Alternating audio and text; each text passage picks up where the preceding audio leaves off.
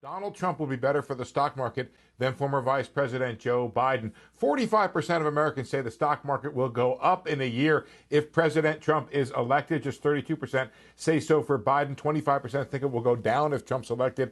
38% think so for Biden. And more Biden supporters think the market's going to go up under Trump than Trump supporters think it'll go up under Biden. Looking at the overall investment numbers that we've been chronicling for years here, we're kind of average. 41% think it's a good time to invest. 35% say not. It's right around the normal split, maybe a little bit pessimistic relative to the 16 and 2017. But you can see we've recovered a bunch, if you look on the right side of your screen, of that pessimism that came along with the onset of the pandemic when it came to the stock market, and certainly the stock market's performance has borne that out.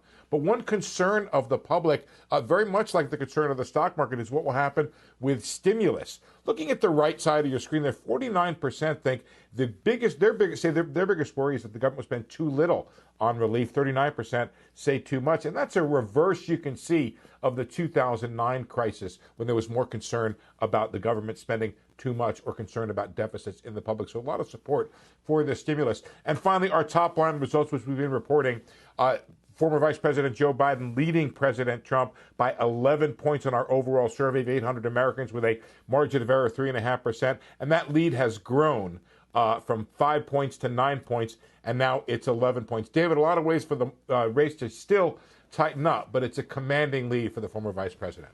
Nationally, as we know, of course, given our electoral college system, it's those battleground states that really matter, Steve. But thank you. That's why we have our States of Play survey.